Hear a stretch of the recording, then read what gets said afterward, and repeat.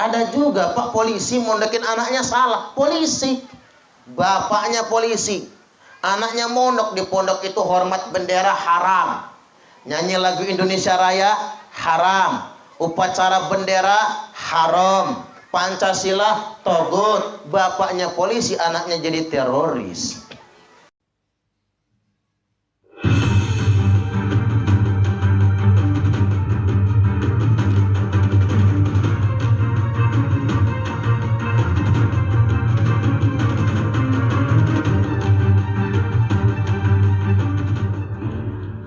Mau menabrak anggota yang melaksanakan pengaturan, namun alhamdulillah tidak terjadi, dan yang bersangkutan ketika dikejar langsung lari menuju Polres dan menabrak ruang SPKT.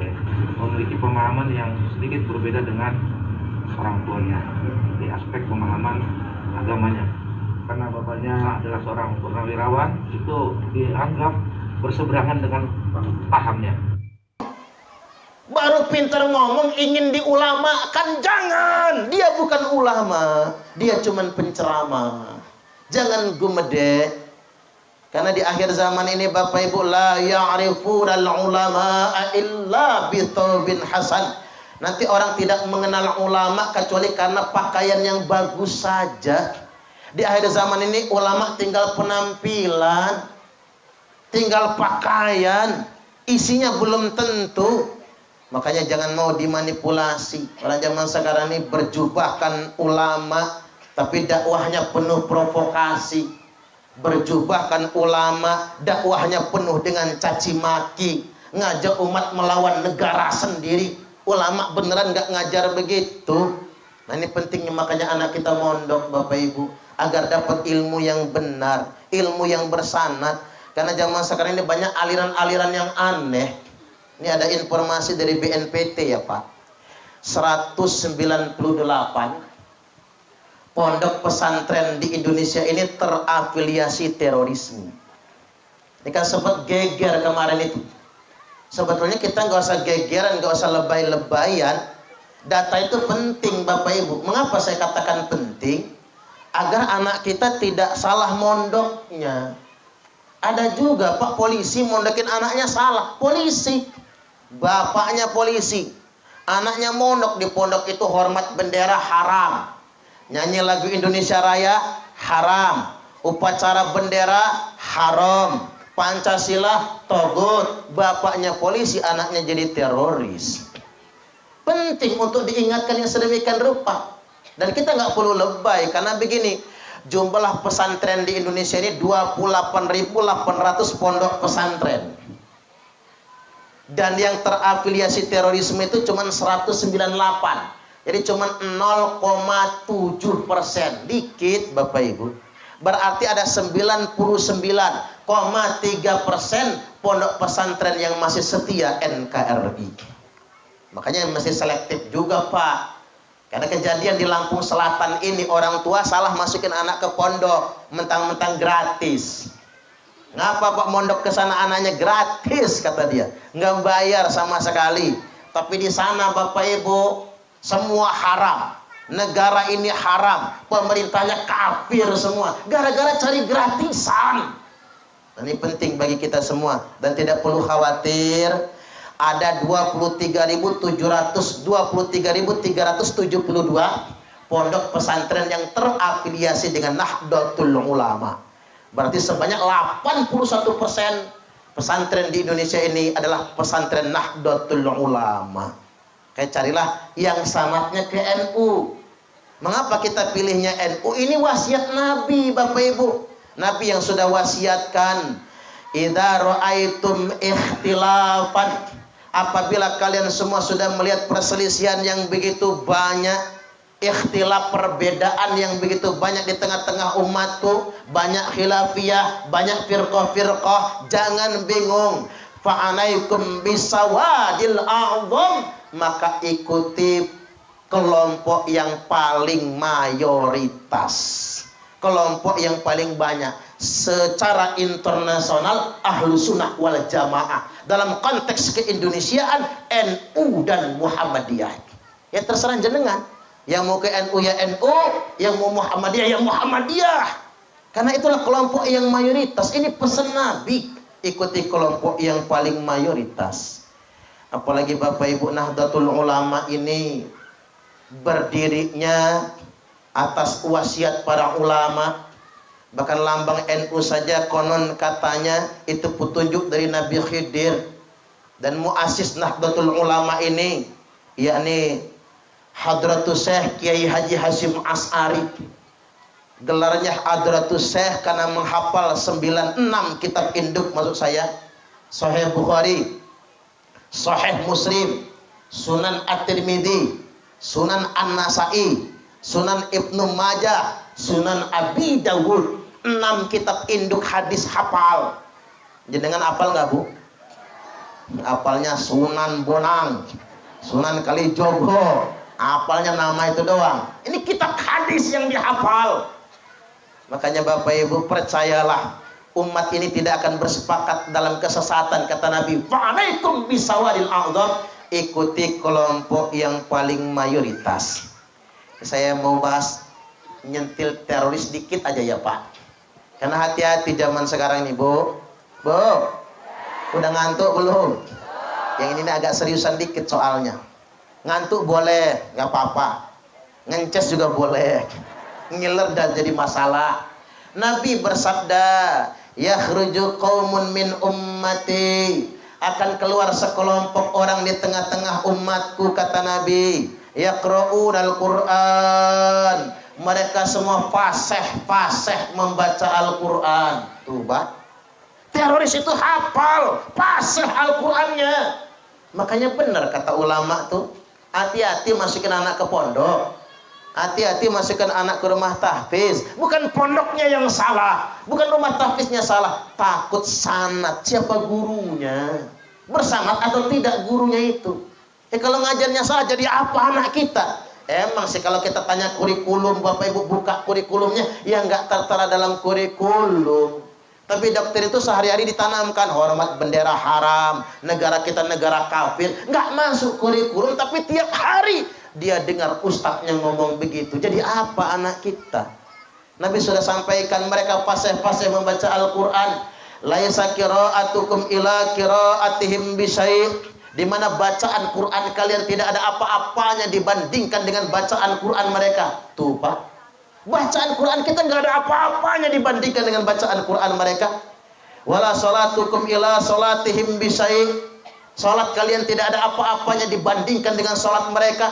Wala siyamukum ila siyamihim bisyai', puasa kalian tidak ada apa-apanya dibandingkan dengan puasa mereka. Bacaan Quran hebat mereka, kata Nabi, salatnya hebat mereka, puasanya hebat mereka. Yahkiru ahadukum amalahu min amalihim, salah seorang di antara kalian, kata Nabi, pasti minder kalau membandingkan amalnya dengan amal mereka semua. Minder, tapi jangan pernah minder. Fa idza kharaju faqtuluhum, apabila mereka sudah keluar, perangi mereka. Fa inna fi qatlihim ajran liman qatalahu yaumal qiyamah, karena sesungguhnya memerangi mereka itu pahalanya sangat besar bagi yang memerangi pada hari kiamat nanti. Kayak kemarin ini Pak, yang terbaru apa? Penembakan Dr. Sunardi. Itu banyak betul framing di media sosial. Itu kan dokter difabel. Kalau difabel Pak, orang cacat, tidak mungkin bisa nyetir mobil. Emang sih dia sudah pernah sakit, pernah kecelakaan. Tapi begini, kalau pengen tahu ceritanya, biar kita ini orang awam tuh nggak dibodohi di media sosial ini. Karena Amir JI, namanya Para Wijayanto, itu Amir Jamaah Islamnya, tertangkap. Dia sadar kalau dia juga bakal ditangkap. Karena Dr. Sunardi ini Bapak Ibu penasehat Amir JI dan pimpinan di Hilal Ahmar Society Indonesia, organisasi semacam palang merah Pak, Hilal Ahmar, yang mendanai keberangkatan mujahidin ke Suriah. Pasti kena dia. Maka pinter Dr. Sunardi ini, dia pura-pura nggak bisa jalan agar nggak ditangkap.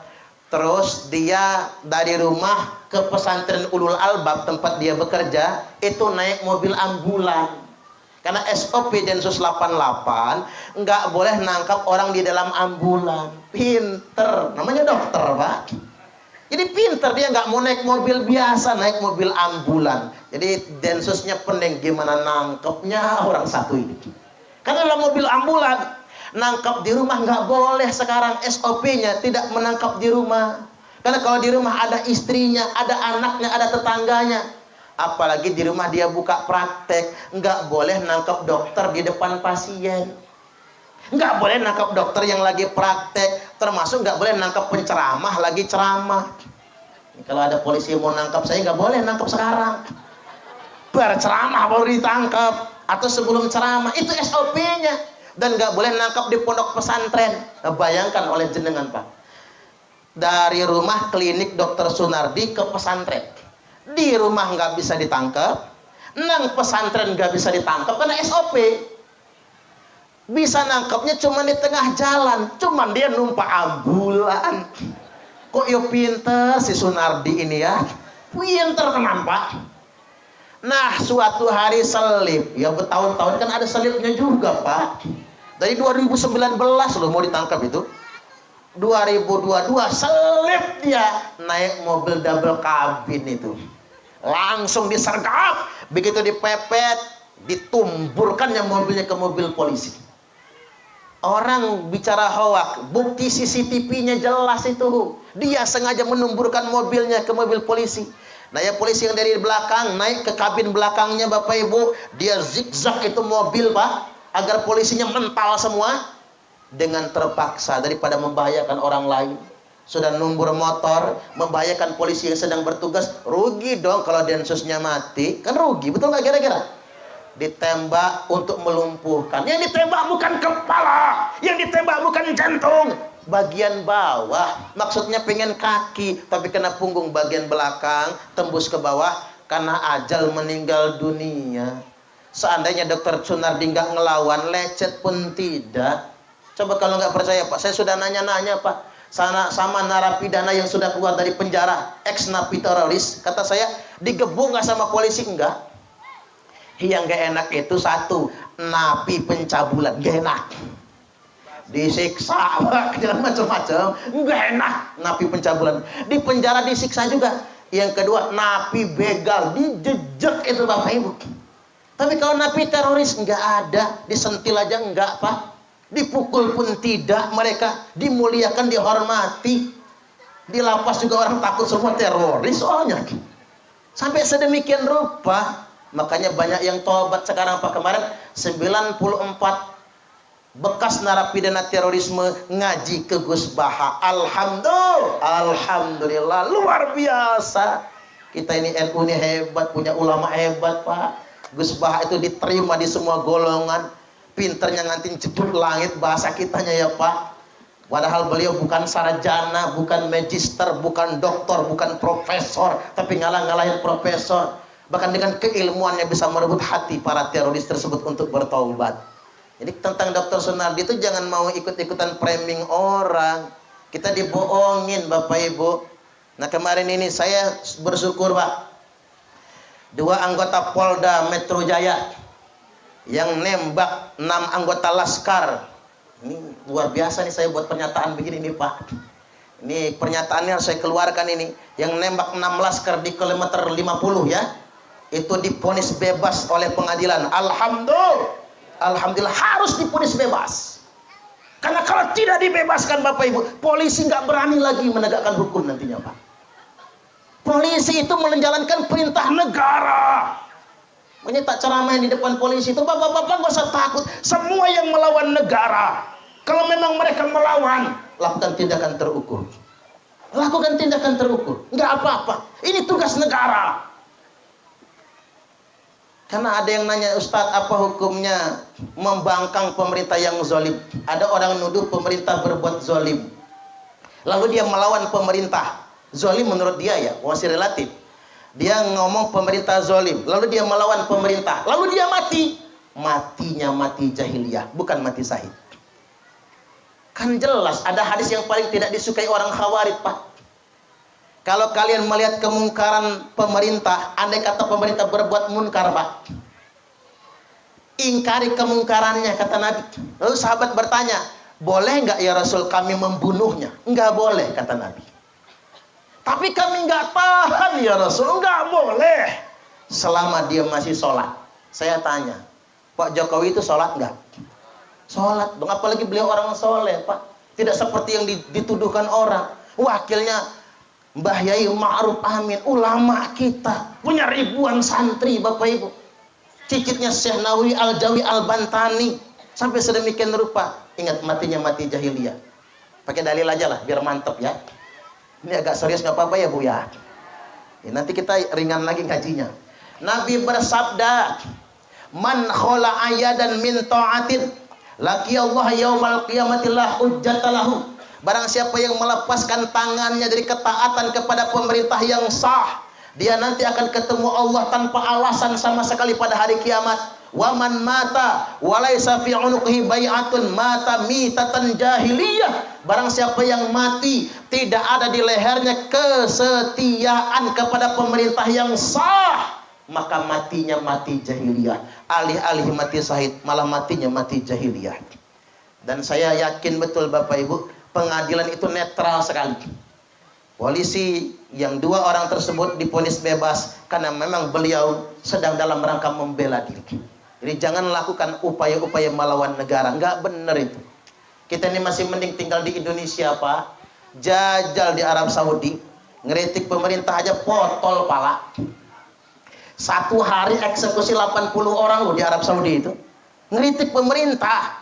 Wih, kalau Indonesia pakai hukum di Arab, alangkah banyak yang potol para orang Indonesia ini. Jangankan yang kayak gitu, ngapurung gitu. Beda hari raya saja dengan pemerintah Arab. Itu bugut loh Pak. Kalau orang Arab, hukuman mati. Kalau di Arab Saudi itu, mengumumkan hari raya beda sama pemerintah. Puasa beda sama pemerintah. Hukuman mati di Arab Saudi.